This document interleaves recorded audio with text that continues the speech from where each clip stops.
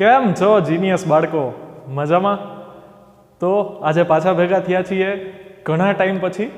છેલ્લે ઈસવીસન પૂર્વે ભેગા થયા હતા દિવાળી પહેલાં, બરોબર. આઈ હોપ કે તમારા બધાની દિવાળી બહુ સારી રહી હશે, બરોબર. ફેસ્ટિવલ્સ બહુ સારા ગયા હશે, ન્યૂ યર પણ બહુ સારું જતું હશે. તો આપણે ઈસવીસન પૂર્વે જ્યારે ભેગા થયા હતા ત્યારે વાત કરી હતી આપણે દ્રવ્યમાન કેન્દ્રની. દ્રવ્યમાન કેન્દ્રના કોન્સેપ્ટની જરૂરિયાત શું કામે છે, એક પદાર્થનું દ્રવ્યમાન કેન્દ્ર શું કામે જરૂરી છે, કઈ રીતે મેળવી શકાય, અવકાશમાં કોઈ પદાર્થના દ્રવ્યમાન કેન્દ્રના યામ એટલે કે એનું સ્થાન કઈ રીતે મેળવી શકાય, જો અનિયમિત આકાર હોય તો કઈ રીતે પ્રક્રિયા આગળ વધે, એ બધી જ ચર્ચા આપણે છેલ્લે કરી હતી. હવે આ બધી જ ચર્ચામાં આપણે દર વખતે જે પદાર્થની ચર્ચા કરતા હતા ને એ પદાર્થ સ્થિર હતો, એ પદાર્થ ગતિ નહોતો કરતો. પણ જો હવે એ પદાર્થ ગતિ કરતો હોય તો એનું દ્રવ્યમાન કેન્દ્ર કઈ રીતે વર્તશે, અથવા એના દ્રવ્યમાન કેન્દ્રનો શું ભાગ હશે ગતિમાં, બરોબર. એ બધી ચર્ચા હવે આપણે કરવાની છે. તો સિમ્પલ આપણે વાત કરીએ તો પદાર્થ જો ગતિ કરતો હોય તો એનું દ્રવ્યમાન કેન્દ્ર પણ સાથે જ ગતિ કરતું હશે. એવું તો ન હોય કે પદાર્થ આમ કાર આગળ નીકળી જાય ને એનું દ્રવ્યમાન કેન્દ્ર ત્યાં ને ત્યાં રહે, એવું તો થવાનું નથી, બરોબર. કાર સાથે જશે તો એનું દ્રવ્યમાન કેન્દ્ર પણ એ જ રીતે આગળ વધશે. પણ આપણે વાત કરી હતી, આપણે છેલ્લે જે સૂત્ર જોયું હતું ને એ સૂત્ર કંઈક આવું હતું કે જો અવકાશમાં કોઈ જગ્યાએ પદાર્થ રહેલો હોય અને એનું આપણે દ્રવ્યમાન કેન્દ્ર મેળવવું હોય તો એના દ્રવ્યમાન કેન્દ્રના યામ આપણે આ રીતે મેળવી શકતા હતા. એક્સ યામ મેળવવા માટે આપણે આવું કરતા હતા, m1x1 plus m2x2 plus up to up. ધારો કે આખું તંત્ર છે ને એ તંત્રમાં n કોણ છે, બરોબર. તો plus up to up mnxn ના છેદમાં m1 plus m2 plus m3 plus up to up mn, એટલે કે છેદમાં આવશે આખા તંત્રનું દળ. તો એવી જ રીતે શું થાય તો કે એવી જ રીતે y યામ પણ મળી શકે અને z યામ પણ મળી શકે જો આપણે ત્રિપરિમાણની વાત કરતા હોઈએ તો, બરોબર. હવે ધારો કે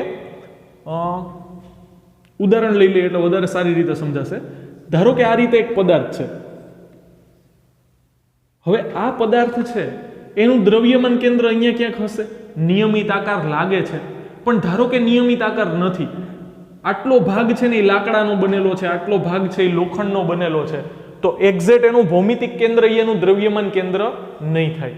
કારણ કે તમે ભૌમિતિક કેન્દ્રને દ્રવ્યમાન કેન્દ્ર ક્યારે કહી શકો, જ્યારે પદાર્થ સમાંગ હોય, એટલે કે એક જ જેવા મટીરિયલનો બનેલો હોય અને એનું દળ વિતરણ બધે કેવું હોય, સમાન હોય. પણ અહીંયા આપણે ચોખ્ખી વાત કરી જ છે કે અડધો ભાગ છે એ લાકડાનો છે, અડધો ભાગ લોખંડનો છે, તો દળ વિતરણ નિયમિત તો થયું જ નહીં, બરોબર. તો ધારો કે આપણે છે ને આને 4 ટુકડામાં વિભાજિત કરી નાખીએ.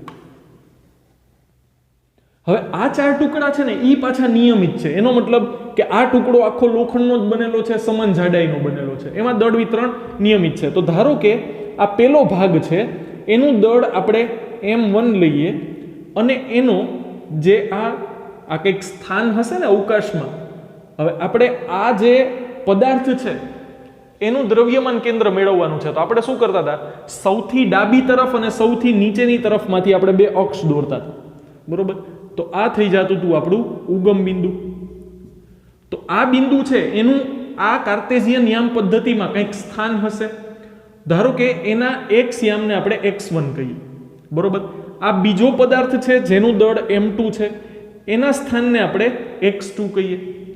ઉદાહરણ તરીકે અહીંયા આપણે જોઈ શકીએ છીએ કે x1 x2 સમાન હશે, પણ અત્યારે આપણે એવી ચર્ચામાં પડવું નથી. આ તો નિયમિત આકાર છે. અનિયમિત આકાર હોય, ધારો કે આમ આકાર હોય અને આના આપણે 4 ભાગ પાડીએ તો x1 અને x2 અલગ અલગ પણ આવી શકે, બરોબર. પણ આપણે એની ચર્ચામાં નથી પડવું. અત્યારે આપણે વાત કરીએ તો ધારો કે આ પદાર્થ છે, આ ત્રીજો ટુકડો છે, એનું દળ m3 અને એના યામ x3, y3 પણ હશે. અત્યારે ખાલી આપણે x ની ચર્ચા કરીએ છીએ. હવે આનું દળ ઓબ્વિયસલી m4 અને એના યામ x4, બરોબર. એટલે કે આ એક ટુકડો છે જેને આપણે 4 નાના નાના ભાગોમાં વિભાજિત કર્યા છે. આવા હું 8 ટુકડા પણ કરી શકું, 16 પણ કરી શકું, 32 પણ કરી શકું. જેટલા ટુકડા હોય કરવા હોય એટલા મારે અનિયમિત તમને મજા આવે એમ 21, 24, 27 ગમેલા ટુકડા આપણે એના કરી શકીએ, બરોબર. પણ શરત શું, તો કે આપણે એનું દળ ખબર હોવું જોઈએ અને એના એક્સ યામ ખબર, એક્સ અને વાય યામ ખબર હોવા જોઈએ. ત્રિપરિમાણમાં હોય તો એક્સ વાય ઝેડ યામ. અત્યારે સિમ્પલ ઉદાહરણ લઈએ છીએ આપણે 4 ટુકડા. તો હવે આનું જો મારે દ્રવ્યમાન કેન્દ્ર મેળવવું હોય, પહેલા શું હતું તો કે દળ વિતરણ નિયમિત છે, એનો મતલબ કે આ એનું ભૌમિતિક કેન્દ્ર થશે, લંબાઈનું અડધું અને ઊંચાઈનું અડધું, એ જ આપણા દ્રવ્યમાન કેન્દ્રના યામ થશે. પણ અહીંયા તો દળ વિતરણ નિયમિત નથી, અહીંયા લોખંડ છે, અહીંયા લાકડું છે, એટલે દળ અનઇવન છે, બરોબર, ઇક્વલી ડિસ્ટ્રીબ્યુટેડ નથી, સમાન રીતે વિતરિત થયેલું નથી. તો અહીંયા તકલીફ એ પડશે કે આપણે એક એક ટુકડાના દ્રવ્યમાન કેન્દ્રના યામ, એનું દળ અને એની ગણતરી આ રીતે કરવી પડશે. હવે આ જ રીતે વાય થશે, આ જ રીતે ઝેડ થશે. તો અહીંયા આ દ્રવ્યમાન કેન્દ્ર, ઉદાહરણ તરીકે આ બાજુ લોખંડ છે, બરોબર, આ બાજુ લોખંડ છે, તો દળ આપણે તમને યાદ હોય ને તો સ્કેલ અને ડસ્ટર વાળું ઉદાહરણ દીધું હતું કે જો અહીંયા હું ડસ્ટર મૂકતો હતો ને તો તકલીફ શું થતી હતી કે દ્રવ્યમાન કેન્દ્ર એ તરફ ખસી જતું હતું. શું કામે? તો કે આ તરફ દળ વિતરણ વધારે છે, આ તરફ ઓછું થઈ જતું હતું. તો આ તરફ ધારો કે લોઢું છે, આ તરફ લાકડું છે, એટલે દળ આ બાજુ વધારે છે, અને ઉપરનો ટુકડો છે ને હજી હેવી છે, એટલે દળ વિતરણ એ બાજુ વધારે હશે, તો દ્રવ્યમાન કેન્દ્ર પણ એ બાજુ હશે. હવે જો આપણે એને ઉગમ બિંદુ કહેતા હોઈએ તો આ પદાર્થના દ્રવ્યમાન કેન્દ્રનું આપણે સ્થાન દર્શાવવું હોય, અત્યારે શું થશે તો કે આ આપણી કાર્ટેશિયન યામ પદ્ધતિ છે, એમાં આ આપણી પાસે ઉગમ બિંદુ છે, અને અહીંયા છે ને એ મને દ્રવ્યમાન કેન્દ્ર મળ્યું CM. હવે આનું મારે સ્થાન દર્શાવવું હોય, આ કોના જેવું છે ખબર છે? ધારો કે હું ક્લાસરૂમમાં આવું અને તમને એમ પૂછું કે ધારો કે મારી આંખ ઉપર પટ્ટી બાંધી છે, એક્સપેરિમેન્ટ કરીએ. ધારો કે હું તમને એમ પૂછું કે ભાઈ શ્યામ નામનો છોકરો છે એ ક્યાં બેઠો છે, તો તમારામાંથી 2 જણા એમ કહેશે અહીંયા બેઠો છે ને અહીંયા બેઠો છે, મારી બાજુમાં બેઠો છે, મારી પાછળ બેઠો છે, બરોબર, એક્ઝામ્પલ આપું છું, તો મને પિક્ચર ક્લિયર નહીં થાય. પણ જો તમે એમ કહેશો, ધારો કે આપણે લાદી છે એને માપી લઈએ અથવા બેન્ચને માપી લઈએ, તો તમે એમ કહેશો કે ભાઈ વચ્ચેનો પાર્ટ છે એમાં ચોથી બેન્ચમાં વચ્ચે બેઠો છે. ધારો કે આજુબાજુ ટોટલ એક બેન્ચમાં 3 છોકરા બેસી શકે છે ને એમાં વચ્ચે બેઠો છે, તો મારા મગજમાં વધારે પિક્ચર ક્લિયર થઈ જશે કે નહીં? કારણ કે તમે મને એક્ઝેક્ટ સરનામું આપ્યું. ધારો કે કોઈ તમને કુરિયર મોકલે, ફ્લિપકાર્ટમાંથી સરસ મજાનો આપણે ઓર્ડર કર્યો અને આપણે એડ્રેસમાં ખાલી જુનાગઢ લખીએ તો તકલીફ થઈ જશે ને, બરોબર, એના કરતાં તકલીફ થઈ જશે. એટલે એના કરતાં આપણે એક્ઝેક્ટ એડ્રેસ આપીએ, સોસાયટીનું નામ આપીએ, શેરીનું નામ આપીએ, બ્લોકનું નામ આપીએ, બરોબર, તો એ બહુ પ્રિસાઇઝ થઈ જશે ને ડાયરેક્ટ ત્યાં તમને પાર્સલ મળી જશે. તો એ જ રીતે દ્રવ્યમાન કેન્દ્ર અવકાશમાં ક્યાં છે એનું સરનામું કેમ મળશે? તો કે આપણે શું કરશું ખબર છે? આપણે ઉગમ બિંદુથી એની ઉપર એક સ્થાન સદિશ દોરશું. આ નામ આપણી માટે જાણીતું હોવું જોઈએ, સ્થાન સદિશ, બરોબર. તો અહીંયા આના એક્સ વાય અને ઝેડ યામ કંઈક હશે, બરોબર, જેને આપણે સ્થાન સદિશ વડે આ રીતે દર્શાવતા હતા, બરોબર, R અથવા R1, R2, R3 કંઈ પણ હોઈ શકે. અહીંયા ધારો કે દ્રવ્યમાન કેન્દ્રનું સ્થાન છે તો આને હું RCM પણ કહી શકું, દ્રવ્યમાન કેન્દ્રનો સ્થાન સદિશ. એટલે કે આ સદિશ મને દ્રવ્યમાન કેન્દ્રનું સ્થાન સૂચવે છે કે અવકાશમાં એ કઈ જગ્યાએ રહેલો છે. અહીંયા આ રીતે ટપા પડતા હે. તો જેમ મેં x માટે અલગ સૂત્ર લખ્યું, y માટે અલગ લખ્યું, z માટે અલગ લખ્યું, તો એવું હું એક જ સ્થાનની વાત કરતો હોય, બરોબર, એટલે કે એમાં x, y અને z ત્રણેય યામ આવી ગયા, તો હું આમ લખી શકું કે નહીં? આ જ સૂત્રને મારે મોડિફાઈ કરી અને લખવું હોય તો આમ લખી શકાય કે નહીં? r બરાબર m1 r1 plus m2 r2. હવે અહીંયા આ r1 એટલે શું છે? તો કે R1 એટલે આ જે પેલો ટુકડો છે ને એના દ્રવ્યમાન કેન્દ્રનો સ્થાન સદિશ, એટલે આ થઈ ગયું આપણું R1. બીજો ટુકડો અહીંયા છે તો આ થઈ ગયું R2, ત્રીજો અહીંયા છે તો આ થઈ ગયું R3, ચોથો અહીંયા છે તો આ થઈ ગયું R4 અને આ થઈ ગયું RCM, બરોબર. બહુ ભેગું થઈ ગયું, કન્જસ્ટેડ થોડુંક, પણ સમજી જાજો. તો આ રીતે R1, R2, R3, R4 શું થશે? તો કે જે તે ટુકડા આપણે કર્યા એના દ્રવ્યમાન કેન્દ્રનું સરનામું થશે, અને એને આપણે જો આ સૂત્રમાં મૂકીએ તો એ આપણને આખા પદાર્થના દ્રવ્યમાન કેન્દ્રનું સરનામું આપશે, બરોબર. તો અહીંયા એ જ વસ્તુ આપણે આમ કરી શકીએ, ના છેદમાં M1 plus M2 plus M3 plus M4 સુધી, બરોબર. એટલે કે આ થઈ જશે ટોટલ દળ, આખા પદાર્થનું કુલ દળ. ધારો કે આપણે એને કેપિટલ M વડે દર્શાવીએ અથવા તો ખાલી M વડે દર્શાવીએ, તો અહીંયા છેદમાં M થઈ જશે કે નહીં. હવે જો ઈ ટોટલ M ને હું ડાબી તરફ લઈ જાઉં તો આ શું થઈ જશે? MR. મેડિકલ રિપ્રેઝેન્ટેટિવ નહીં, બરોબર. આપણે ઓલા ડોક્ટરને મળવા આવતા હોય ને MR દવા વેચવા વાળા, બરોબર, ઈ MR નહીં. હવે અહીંયા આ MR એટલે કે આખા પદાર્થનું દળ અને આખા પદાર્થના દ્રવ્યમાન કેન્દ્રના સ્થાન. અહીંયા આપણને શું મળતું હતું? દ્રવ્યમાન કેન્દ્રનું સ્થાન મળતું હતું, પણ એમાં આપણે ખાલી એક અક્ષની વાત કરતા હતા, ખાલી એક યામની વાત કરતા હતા. અહીંયા ત્રણેય યામની વાત આવી ગઈ, બરોબર. તો અહીંયા આવશે M1R1 plus M2R2 plus up to up M4R4. આવું થશે, બરોબર. તો આવું તો આપણે પહેલાય કંઈક કીધેલું જ હતું કે નહીં? હમણાં થોડીક વારમાં યાદ આવી જશે, બહુ ફટાફટ યાદ આવી જશે, બરોબર. તો અહીંયા આ કહેવાનો મતલબ શું છે કે તમને જેમ x યામ y યામ z યામ મળ્યા એમ તમને સરનામું મળી જશે દ્રવ્યમાન કેન્દ્રનું. r એટલે x y z ત્રણેય આવી ગયા, ત્રણેય યામ એમાં આવી જશે. તો સર આ તો અમને ખબર જ હતી, આ શું કામે કરાયું? તો હવે આની ઉપર આધારિત આપણે એક સ્ટેપ આગળ વધશું, જે મેં તમને ઓલરેડી ઈસવીસન પૂર્વે જ્યારે આપણા લેક્ચર ચાલ્યા ને ત્યારે આપણે આ વસ્તુની ઓલરેડી ચર્ચા કરી લીધી છે. શું કામે? તો કે આપણે વાત શેની કરવાની છે? તો કે જ્યારે આખો પદાર્થ ગતિ કરતો હોય ત્યારની વાત કરવાની છે, બરોબર. અહીંયા તો શું થશે કે આ ત્રણેય વસ્તુ જોડાયેલી છે. આ ત્રણેય વસ્તુ ચારે ચાર આપણે ટુકડા વિચારી રહ્યા, ચારેય ટુકડા જોડાયેલા છે. ધારો કે આ ચાર ટુકડાના ચારેયના વેગ અલગ અલગ હોય. આ અત્યારે આપણે એવું માની લઈએ કે અહીંયા વિસ્ફોટ થયો, અહીંયા વિસ્ફોટ થયો, બ્લાસ્ટ થયો, તો ચારેય ટુકડાના દળ જુદા જુદા છે. તો ચારેય ટુકડા ધારો કે અલગ અલગ દિશામાં જાય છે, ચારેય ટુકડા અલગ અલગ દિશામાં જાય છે, તો ચારેય ટુકડાનો વેગ પણ જુદો જુદો હશે. તો હવે દ્રવ્યમાન કેન્દ્ર ક્યાં? આપણે આખા તંત્રને એક જ ગણવાનું છે. વિસ્ફોટ પહેલા ધારો કે આ બોમ્બ છે આપણી પાસે, વિસ્ફોટમાં છે ને આમ થોડીક વધારે મજા આવશે, બરોબર. ધારો કે આપણી પાસે આ બોમ્બ છે, સરસ મજાનો, આમ સૂતળી બોમ્બ ફોડ્યા દિવાળીમાં એવો નહીં, બરોબર. તો અહીંયા ધારો કે વિસ્ફોટ થયો અને વિસ્ફોટ થઈ અને એક ટુકડો આ તરફ ગયો અને એક ટુકડો આ તરફ ગયો, બરોબર. હવે દેખીતી વસ્તુ છે, આ ટુકડો મોટો લાગે છે, આ ટુકડો નાનો લાગે છે, આનો વેગ ઓછો હશે, આનો વેગ વધારે હશે, એવું આપણે માની લઈએ.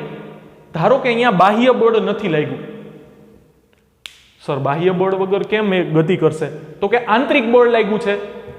આ બોમ્બ છે એ રાસાયણિક ઉર્જા સંગ્રહ કરીને બેઠો છે. બોમ્બમાં વિસ્ફોટ થાય તો શું હોય? તો કે અંદરના રસાયણ છે એનું યાંત્રિક ઉર્જામાં અથવા ઉષ્મા ઉર્જામાં રૂપાંતરણ થાય. યાંત્રિક ઉર્જામાં એટલે ગતિ કરવા માંડે, ગતિ ઉર્જા થઈ જાય, બરોબર. અને રાસાયણિક ઉર્જાનું ઉષ્મા ઉર્જામાં રૂપાંતરણ થાય, એટલે જ્યારે બોમ્બ ફૂટે ત્યારે ગરમી પણ રિલીઝ થાય. તો ઈ રાસાયણિક ઉર્જા યાંત્રિક ઉર્જા છે. તમે આની ઉપર આમ હથોડો મારો ને પછી આ ફૂટે એવું નથી. તમે દીવાસળી સળગાવી દીધી, અંદર જઈને રાસાયણિક ઉર્જાનું રૂપાંતરણ થાય છે ઘણી બધી પ્રકારની ઉર્જામાં. ગતિ ઉર્જામાં થાય છે કે પછી ઉષ્મા ઉર્જામાં થાય છે. આપણે ખાલી એવું વિચારીએ કે આ બ્લાસ્ટ થાય છે ને એ કમ્પ્લીટલી ગતિ ઉર્જા જ ઉત્પન્ન કરે છે, ગરમી ઉત્પન્ન કરતો જ નથી, ઉષ્મા ઉર્જા ઉત્પન્ન કરતો જ નથી. તો અહીંયા આ કેસ કોના જેવો થઈ ગયો? બંદૂક અને ગોળી જેવો. કે જો ગોળી આ તરફ જાય તો બંદૂકે ફરજિયાત પાછળની તરફ ફેંકાવવું પડે, વેગમાન સંરક્ષણનો નિયમ. તો અહીંયા શું થશે કે આ પદાર્થનો દળ આ તરફ જાય છે, વેગ આ તરફ છે. આ પદાર્થ, આ ટુકડાનું દળ આ તરફ છે, વેગ આ તરફ છે, બરોબર. તો આ તંત્રનું હવે જો આ એક પેલા એક જ તંત્ર હતું, હવે આ તંત્ર બે પદાર્થમાંથી બનેલું થઈ ગયું. જેમ આપણે આ તંત્રને ચાર ટુકડામાંથી, ચાર કણમાંથી બનેલું વિચાર્યું, એમ આ પદાર્થને આપણે હવે બે કણમાંથી બનેલું વિચારીએ. તો એકનું દળ અને વેગ આ તરફ છે, એકનો વેગ આ તરફ છે. દળ તો સાથે જોવાનું, અદિશ રાશિ છે, બરોબર. તો હવે આનું દ્રવ્યમાન કેન્દ્ર કેટલા વેગથી ગતિ કરતું હશે એ આપણે જાણવું હોય તો, કારણ કે થશે શું હવે દ્રવ્યમાન કેન્દ્ર શું થશે? તો કે દ્રવ્યમાન કેન્દ્ર, ધારો કે આપણે એમ વાત કરીએ કે આ કાર છે, ઈ કાર આ તરફ ગતિ કરે છે તો એનું દ્રવ્યમાન કેન્દ્ર પણ સાથે સાથે ઈ તરફ ગતિ કરતું હશે. તો આ ઘટના થઈ એમાં તંત્રનું દ્રવ્યમાન કેન્દ્ર કઈ તરફ જશે ઈ કેમ ખબર પડે? બરોબર.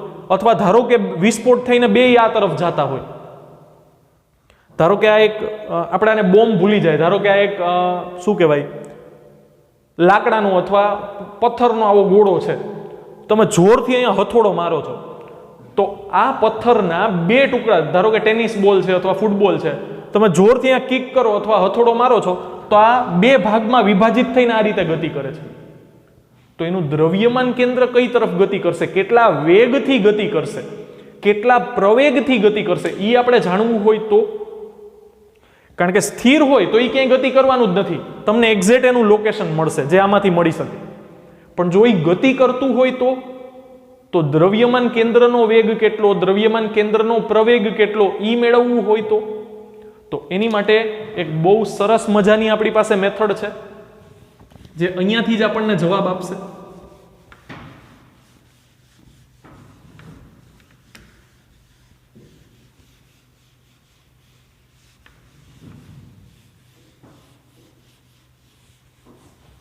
જો અહીંયા શું થશે તો કે આ શું છે તો કે સ્થાન છે અથવા સ્થાન સદિશ હોય એ શું સૂચવે તો કે એક પદાર્થે ઉગમ બિંદુથી અહીંયા સુધી આટલું સ્થાનાંતર કરેલું છે, એક્સમાં આટલું, વાયમાં આટલું, ઝેડમાં આટલું.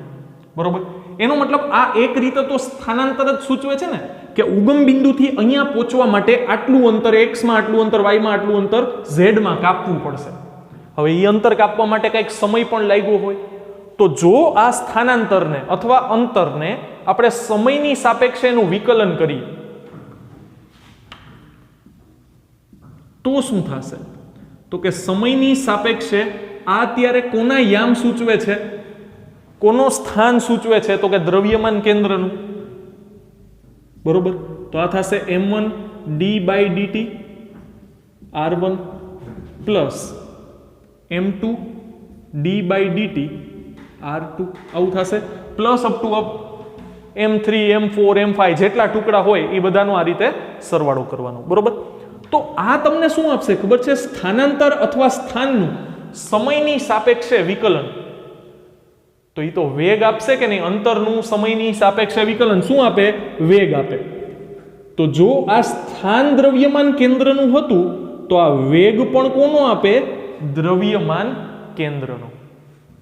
તો આ શું થશે તો કે m1, હવે આ શું છે, કોનું સ્થાન હતું તો કે આપણે ચાર કટકા વિચાર્યા, ચાર કણ વિચાર્યા, ચાર ટુકડા વિચાર્યા, તો એમાંથી પેલા ટુકડાનું સ્થાન હતું તો એનું સમયની સાપેક્ષે વિકલન કરીએ તો ઈ આપણને શું આપે? પેલા ટુકડાનું વેગ. એટલે આ થશે m1 v1 પ્લસ m2 અને બીજા ટુકડાના દ્રવ્યમાન કેન્દ્રનો સ્થાન સદિશ છે એટલે કે સ્થાનાંતર છે એનું સમયની સાપેક્ષે વિકલન એનો વેગ આપશે. એનો મતલબ ધારો કે અહીંયા એક જે પથ્થરનો ટુકડો હતો એને આપણે હથોડો માર્યો, એના બે ટુકડા થયા. બરોબર. આ થયું m1, આ થયું m2. ધારો કે આ દિશામાં v1 વેગથી ગતિ કરે છે અને આ દિશામાં v2 વેગથી ગતિ કરે છે. તો આ તંત્રનું દ્રવ્યમાન કેન્દ્ર કઈ રીતે ગતિ કરશે, કઈ દિશામાં ગતિ કરશે એવું આપણે જાણવું હોય તો આ તમને દ્રવ્યમાન કેન્દ્રનો વેગ આપશે. ખાલી કરવાનું શું તો કે કુલ દળને નીચેની તરફ જવા દેવાનું, સામે તરફ. તો આવું જ સૂત્ર થઈ જશે કે નહીં? જે રીતે તમને સ્થાન મળતું હતું એમાં તમે પ્રત્યેક કણના સ્થાનનું આ રીતે ગણતરી કરતા હતા, એ જ રીતે જો તમારે દ્રવ્યમાન કેન્દ્રનો વેગ મેળવવો હોય તો તમારી પાસે પ્રત્યેક કણનો વેગ હોવો જોઈએ. તો આ ગણતરી કરી શકાય. હવે આ શું છે? આખા તંત્રનું દળ, આખા તંત્રનું દળ. અને આખા તંત્રનું દળ કેન્દ્રિત ક્યાં હોય તો કે એના દ્રવ્યમાન કેન્દ્ર ઉપર. બરોબર. એનો મતલબ આ આખા તંત્રનું વેગમાન થઈ ગયું કે નહીં? આખા તંત્રનું વેગમાન. હવે પેલા ટુકડાનો દળ ગુણ્યા પેલા ટુકડાનો વેગ, તો આ શું થઈ ગયું? પેલા ટુકડાનું વેગમાન પ્લસ બીજા ટુકડાનું દળ ગુણ્યા બીજા ટુકડાનો વેગ, તો એ થઈ જશે બીજા ટુકડાનું વેગમાન. તો એનો મતલબ જો તમારી પાસે આનું વેગમાન હોય, આનું પણ વેગમાન હોય, અને જો તમે એનો સદિશ સરવાળો કરો તો તમને જવાબ મળી જશે કોનો? તો કે આખા તંત્રના. હવે આખું તંત્રનું દળ કેન્દ્રિત ક્યાં થયેલું હોય? દ્રવ્યમાન કેન્દ્ર ઉપર. તો એનો મતલબ તમને આખા તંત્રનું વેગમાન પણ મળી જશે. ટપા પડતા હે. અને અહીંયા પાછું આવે વેગમાન સંરક્ષણ. એ ટોપિક થોડીક વાર માટે રહેવા દે, બરોબર? એ વેગમાન સંરક્ષણ એક એક્ઝામ્પલ આપીને સમજાવવું જોશે, એમને એમ નહીં સમજે. તો અહીંયા વાત કરીએ, હવે આપણે વાત કરીએ તો કે સ્થાનનું આપણે સમયની સાપેક્ષે વિકલન કર્યું તો વેગ મળ્યું. ત્રીજા ચેપ્ટરમાં હજી એક સ્ટેપ શું આવે છે? વેગનું સમયની સાપેક્ષે વિકલન કરશો તો પ્રવેગ મળશે. તો એ જ કરી નાખીએ. તો એનો મતલબ સેમ પ્રક્રિયા અહીંયા કરું છું તો આ શું થશે? આખા તંત્રનું દળ, વેગનું સમયની સાપેક્ષે વિકલન, તો શું મળશે? પ્રવેગ. એનો મતલબ આખા તંત્રનો પ્રવેગ એટલે કે દ્રવ્યમાન કેન્દ્રનો પ્રવેગ, બરાબર. m1 a1 પેલા કણનો પ્રવેગ અને m2 a2 બીજા કણનો પ્રવેગ. એનો મતલબ જો તમને પેલા કણનો પ્રવેગ અને બીજા કણનો પ્રવેગ ખબર હોય ને તો આખા તંત્રનો પ્રવેગ એટલે કે તંત્રના દ્રવ્યમાન કેન્દ્રનો પ્રવેગ પણ મળી શકે. તો આ ચર્ચા આપણે પહેલાંય કરેલી હતી. સ્થાન છે, સ્થાનનું સમયની સાપેક્ષે વિકલન તમને વેગ આપશે, વેગનું સમયની સાપેક્ષે વિકલન તમને પ્રવેગ આપશે. અને આ શું છે? આખા તંત્રનું દળ અને તંત્રના દ્રવ્યમાન કેન્દ્રનો પ્રવેગ, એટલે તંત્રના દ્રવ્યમાન કેન્દ્રનો પ્રવેગ એટલે આખા તંત્રનો પ્રવેગ, બરોબર. તો આ થઈ જશે m into a. m into a એટલે f દળ ગુણ્યા પ્રવેગ એટલે બળ કહેતા હતા આપણે. તો આ થઈ જશે f બરાબર પેલા કણનો દળ એનો પ્રવેગ એટલે f1, બીજા કણનું દળ એનો પ્રવેગ એટલે f2. દેખાય છે? આ ચેક કરી લઉં ખાલી. દેખાય છે, ઘણી બધી જગ્યા છે હજી. તો આ શું થશે? તો કે આ તમને કુલ દળ આપશે. ધારો કે આ ટુકડો, ધારો કે આ કટકો નથી થયો, બરોબર. તો આ બે કણોનું બનેલું તંત્ર છે, આને ભૂલી જાઓ. હવે બે કણોનું બનેલું તંત્ર છે, આની ઉપર કંઈક બળ લાગે છે, આની ઉપર કંઈક બળ લાગે છે, બરોબર. ઉદાહરણ આપી દઉં. ધારો કે આપણી સરસ મજાની કાર છે અને તમે બે ભાગમાં વિભાજિત ધારી લ્યો. આ m1 છે અને આ m2 છે. હવે ધારો કે અહીંયા બળ લાગે છે કોઈ, તો આપણે તો એવું જ ધારીએ છીએ ને કે બધા બળ ક્યાં લાગે છે? દ્રવ્યમાન કેન્દ્ર ઉપર. તો ધારો કે નીચેના કટકા ઉપર બળ લાગે છે એ f1 છે, ઉપરના કટકા ઉપર બળ લાગે છે એ f2 છે. તો આખા પદાર્થ ઉપર કેટલું બળ લાગે છે? તો કે આખા પદાર્થ ઉપર લાગતું બળ f બરાબર શું થશે? f1 plus f2. આવું છે ને? આ છે f1, આ છે f2. તો આ બેનો સદિશ સરવાળો આ તરફ આપણને પરિણામી f આપશે ને. એટલે કે આખા તંત્ર ઉપર એક પરિણામી બળ આ તરફ લાગતું હશે. ટપા પડતા હે? તો આ રીતે તમને આખા તંત્ર ઉપર કેટલું બળ લાગે છે ને એનો જવાબ તમે મેળવી શકો. હવે આમાં છે ને આંતરિક બળને આપણે ધ્યાનમાં લેવાના નથી. શું કામે? તો કે આંતરિક બળ માટે આપણે ન્યૂટનના ગતિનો ત્રીજો નિયમ યાદ કરીએ. જેટલું ક્રિયાબળ લાગશે એટલું જ વિરુદ્ધ દિશામાં પ્રતિક્રિયા બળ ઉત્પન્ન થશે. અને આ બંને હંમેશા, આંતરિક બળ હંમેશા જોડમાં ઉત્પન્ન થાય, પરસ્પર વિરુદ્ધ દિશામાં હોય, સમાન મૂલ્યના હોય, એકબીજાની અસર નાબૂદ કરે. એટલે તમે જ્યારે કુલ પરિણામી બળની ચર્ચા કરતા હોય, આ શું છે? પરિણામી બળ છે. આખા તંત્ર ઉપર લાગતું કુલ બળ. આ છે આખા તંત્રનું દળ, આ છે આખા તંત્રનો પ્રવેગ. એટલે આખા તંત્ર ઉપર લાગતું કુલ બળ એ થશે બધા જ કણો, આ જેટલા કણોનું, ધારો કે આવા વિસ્ફોટ થઈને 1000 કણ બન્યા હોય ને, તો બધાય ઉપર લાગતા પરિણામી બળનો સરવાળો કરી નાખો ને તો એ તમને આખા તંત્ર ઉપર લાગતું કુલ બળ આપી દેશે. ટપા પડતા હે? તો આ રીતે તમે કુલ પરિણામી બળ મેળવી શકો. એટલે આ થઈ ગઈ સૂત્રની વાત. સૂત્ર આ રીતે મળશે. હવે પ્રેક્ટિકલ આનો મતલબ શું? તો પ્રેક્ટિકલ આનો મતલબ શું? તો કે આપણને ખબર છે કે જો f0 હોય, જો બાહ્ય બળ 0 હોય, બરોબર, તો પદાર્થ ઉપર કોઈ જાતનો ફેરફાર થવો જોઈએ નહીં. આપણે શું કહેતા હતા, પરિણામી બળ F છે એ 0 હોય એનો મતલબ કે જેટલા બળ લાગે છે બધા એકબીજાની અસર શું કરી નાખે છે, નાબૂદ. એનો મતલબ આ શું થાય, જો F બરાબર 0 તો એનો મતલબ m ઇન્ટુ ACM બરાબર 0. હવે એનો મતલબ શું, તો કે ACM બરાબર 0 એનો મતલબ તંત્રના દ્રવ્યમાન કેન્દ્રનો પ્રવેગ 0. એનો મતલબ તંત્રના દ્રવ્યમાન કેન્દ્રનો પ્રવેગ અચળ, વેગ અચળ. પ્રવેગ 0 નો મતલબ વેગ અચળ. એનો મતલબ આવા કિસ્સામાં જ્યારે બાહ્ય બળ 0 હોય ત્યારે પદાર્થના વેગમાં કોઈ જાતનો ફેરફાર નહીં પડે, કારણ કે પ્રવેગ 0 છે. હવે આ વસ્તુ સાંભળીને થોડુંક આમ શું કહેવાય, મગજમાં નથી બોલવો ચાલો શબ્દ, એટલે મગજના થોડાક તાર હલી ગયા હશે, બરોબર, સારી ભાષામાં. તો હવે જોવાને સમજવું હોય ને તો એક બહુ સારા એક્ઝામ્પલથી આપણે સમજી શકીએ, જે આપણે સમજી બતાવીએ, બરોબર, બહુ ફટાફટ સમજી બતાવીએ, આહલાદક આનંદ આવી જશે એવું ઉદાહરણ. હવે એમાં એક વૈજ્ઞાનિકને ઈચ્છા થઈ કે આપણે એક પ્રયોગ કરીએ. હવે પ્રયોગ છે એ થોડોક ખતરનાક છે, કારણ કે એક બોમ્બ સાથેનો પ્રયોગ છે. હવે એણે પ્રયોગ કર્યો અને એના પ્રયોગના અવલોકનો ઉપરથી કંઈક તારણ જોવા મળ્યું. હવે તારણ શું હતું એની આપણે ચર્ચા કરી બતાડીએ, બરોબર. હવે ચેપ્ટર નંબર 4 એમાં આપણે ચાક ગતિ ભણ્યા, બરોબર નહીં ને, ચાક ગતિ તો આ છે. ચેપ્ટર નંબર 4 માં આપણે પ્રક્ષિપ્ત ગતિ ભણ્યા.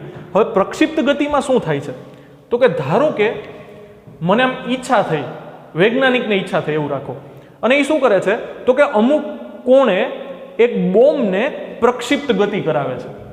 એટલે ઈ બોમ્બ છે ને એ આ રીતે પ્રક્ષિપ્ત ગતિ કરે છે. બોમ્બ છે ખતરનાક વાળો, બરોબર, અને અહીંયાથી ફેંકવામાં આવે છે, આ એનો પ્રારંભિક વેગ થશે, બરોબર, શરૂઆતમાં કંઈક ખૂણો હશે. હવે ધીરે ધીરે શું થશે, તો કે ધીરે ધીરે કોણ બદલાતો જશે, બરોબર. અહીંયા આવીને મહત્તમ ઊંચાઈ, એટલે કે વેગને ખાલી એક જ ઘટક હશે, એ શિરોલંબ સમક્ષિતિજ, બરોબર. પછી ધીરે ધીરે ગુરુત્વ પ્રવેગ લાગશે એની ઉપર, એટલે નીચે તરફ પણ આવશે, અને આ એનું મહત્તમ સમક્ષિતિજ અંતર થશે, અવધિ, બરોબર. તો હવે એણે શું પ્રયોગ કર્યો, અવલોકન કર્યા. એણે શું કર્યું, પહેલા છે ને એક બોમ્બને સળગાવ્યા વગર ફેંક્યો, ટેનિસ બોલ ફેંક્યો એવું માની લ્યો. એ આ રીતે ગતિ કરે છે. અહીંયા ક્યાંય વિસ્ફોટ થતો નથી. એનો મતલબ શરૂઆતમાં કોણ અહીંયા હતું, તો એનું દ્રવ્યમાન કેન્દ્ર અહીંયા હતું. પછી કોણ, એટલે કે આ બોમ્બ અહીંયા પહોંચ્યો તો એનું દ્રવ્યમાન કેન્દ્ર અહીંયા. પછી બોમ્બ અહીંયા પહોંચ્યું તો એનું દ્રવ્યમાન કેન્દ્ર અહીંયા. પછી દ્રવ્યમાન કેન્દ્ર, એટલે કે આ જે ગતિપથ છે ને એ કોનો ગતિપથ છે, તો કે દ્રવ્યમાન કેન્દ્રનો જ ગતિપથ છે એવું આપણે માનશું, બરોબર. પહેલો પ્રયોગ એણે આ રીતે કર્યો. બીજા પ્રયોગમાં એણે બોમ્બને સળગાવીને ફેંક્યો અને મહત્તમ ઊંચાઈએ પહોંચી અને ઈ બોમ્બ છે એ 2 ટુકડામાં વિભાજિત થઈ ગયો. હવે અહીંયા બાહ્ય બળ લાગ્યું છે, તો કે ના, બાહ્ય બળ કેવું છે, 0 છે. રાસાયણિક ઉર્જાનો ઉપયોગ થાય છે, જે મેં તમને પહેલા જ ચોખવટ કરી કે આપણે અહીંયા બોમ્બને વિસ્ફોટ કરવા માટે ન્યા જઈને મહત્તમ ઊંચાઈએ કોઈ હથોડો મારતા નથી. એની રાસાયણિક ઉર્જાનું રૂપાંતરણ થાય છે જુદા જુદા પ્રકારની ઉર્જામાં, જ્યાં વિસ્ફોટ થવાના લીધે આ કણનું 2 ટુકડાઓમાં વિભાજન થાય છે. હવે એ 2 ટુકડાઓમાં વિભાજન કઈ રીતે થાય છે, તો કે એક ટુકડો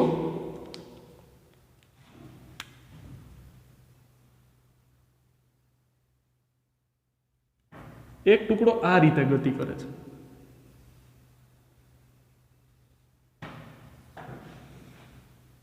હવે આ ટુકડો છે એનું દળ કેટલું છે, m1. એટલે આ સેમ જ ટુકડાની આપણે વાત કરીએ છીએ, બરોબર. હવે એક ટુકડો છે ને એ આમ પડવો જોઈએ ને એનાથી વધારે દૂર પડ્યો, જે તમે જોઈ શકો છો, બરોબર. આને આમ વધારે દૂર એ દર્શાવી શકે. અને બીજો જે ટુકડો છે ને m2 દળનો, એ છે ને ત્યાં સ્થિર થઈ ગયો. m2 દળનો ટુકડો છે ને ત્યાં ને ત્યાં સ્થિર થઈ ગયો. ત્યાં ને ત્યાં સ્થિર થાય તો કઈ આમ હવામાં લટકતો તો ન રહે મહત્તમ ઊંચાઈએ. ગુરુત્વ પ્રવેગ એનું કામ કરશે, ગ્રેવિટી એને નીચે ખેંચશે, તો એ ધીરે ધીરે પ્રવેગિત થઈ અને નીચે આવતો જશે. એટલે કે આ m2 દળ છે, બરોબર. તો શરૂઆતમાં શું હતું તો કે આખું તંત્ર છે ને અવિભાજિત હતું, એટલે કે આખું તંત્ર એક જ કણ તરીકે ગતિ કરતું હતું. હવે અહીંયા શું થયું તો કે કણ બે ભાગમાં વિભાજિત થઈ ગયો. જે એક કણ હતો એ બે ભાગમાં વિભાજિત થઈ ગયો, કણ m1 અને કણ m2, બરોબર. એટલે કે એક ગોળામાંથી બે નાના ગોળા બની ગયા, એકનું દળ m1 બીજાનું દળ m2. તો અહીંયા થયું શું ખબર છે? આપણે ગણતરી કરીએ. ધારો કે અહીંયા પહોંચ્યું, ધારો કે આ મહત્તમ ઊંચાઈએ પહોંચતા છે ને એને સમય 8 સેકન્ડ લાગે છે, તો પાછું નીચે પહોંચતા બીજો 8 સેકન્ડ લાગશે, બરોબર. હવે અહીંયા મહત્તમ ઊંચાઈએ 8 સેકન્ડે પહોંચ્યું ને પછી આપણે 9મી સેકન્ડે અવલોકન કર્યું. તો 9મી સેકન્ડે t બરાબર 9 સેકન્ડ સમયે આ m2 દળનો ટુકડો છે ને અહીંયા પહોંચ્યો હતો, અને t બરાબર 9 સેકન્ડ સમયે m1 દળનો ટુકડો અહીંયા પહોંચ્યો હતો. t બરાબર 12 સેકન્ડ સમયે m2 દળનો ટુકડો અહીંયા પહોંચ્યો હતો, અને t બરાબર 12 સેકન્ડ સમયે m1 દળનો ટુકડો અહીંયા પહોંચ્યો હતો. હવે જો t બરાબર 9 સેકન્ડ સમયે તમે આ તંત્રનું દ્રવ્યમાન કેન્દ્ર મેળવો. હવે આને જો આપણે ઉગમ બિંદુ કહીએ તો અહીંયાથી મારે આમ એક સ્થાન સદિશ દોરવો પડે તો મને આના યામ મળે, એ જ રીતે આના યામ મળે. પછી આપણે એને શું કરીએ, x બરાબર m1x1 પ્લસ m2x2 ના છેદમાં m1 પ્લસ m2 આ સૂત્રમાં મૂકીએ તો આનાથી તમને આ બે કણોથી બનેલા તંત્રના દ્રવ્યમાન કેન્દ્રના x યામ મળશે, એ જ રીતે y યામ મળશે. તો વૈજ્ઞાનિકે પ્રયોગ કર્યો ને તો એમાં જોવાની ખૂબી શું જોવા મળી ખબર છે? જોવા જેવી ખૂબી શું હતી તો કે દ્રવ્યમાન કેન્દ્ર છે ને એ પેલા એને શું કર્યું, પ્રયોગ કર્યો. t બરાબર 0 સેકન્ડથી શરૂ થયું, t બરાબર 8 સેકન્ડે અહીંયા. હવે t બરાબર 9 સેકન્ડે, t બરાબર 9 સેકન્ડે પેલા વિસ્ફોટ થયા વગર જ્યારે પદાર્થ જેમ જાતો હતો ને ત્યાં જ્યાં ગોળો પહોંચ્યો હતો ને આ બે કણથી બનેલા તંત્રનું દ્રવ્યમાન કેન્દ્ર ત્યાં જ મળ્યું. t બરાબર 12 સેકન્ડ સમયે આ બે તંત્રથી મળતું દ્રવ્યમાન કેન્દ્ર જ્યાં મળ્યું ને પેલો ગોળો જ્યારે વિસ્ફોટ થયા વગર જાતો હતો ને ઈ પણ t બરાબર 12 સેકન્ડે અહીંયા જ પહોંચ્યો હતો. એનો મતલબ શું? એનો મતલબ શું તો કે બાહ્ય બળ શૂન્ય, રાસાયણિક ઉર્જાનું રૂપાંતરણ થાય છે, બહારથી આપણે એને કંઈ એક્સ્ટ્રા બળ આપતા નથી. બાહ્ય બળ શૂન્ય, બાહ્ય બળ શૂન્ય તો પ્રવેગ શૂન્ય, પ્રવેગ શૂન્ય તો વેગ અચળ. એનો મતલબ જો અહીંયા બાહ્ય બળ હાજર નથી તો આના બે ટુકડા ભલે થઈ ગયા પણ તંત્રનું દ્રવ્યમાન કેન્દ્ર તો એટલા જ વેગથી ગતિ કરશે ને એ જ પાથ ઉપર ગતિ કરશે. ધારો કે અહીંયા વિસ્ફોટથી 4 ટુકડા થયા હોત, બે ટુકડા આમ જતા હોત, બે ટુકડા આમ આવતા હોત, તો એ 4 ટુકડાની આપણે ગણતરી કરત ને તો એનું દ્રવ્યમાન કેન્દ્ર તો મને આ રીતે જ મળત. શું કામે? તો કે બાહ્ય બળ શૂન્ય છે એટલા માટે.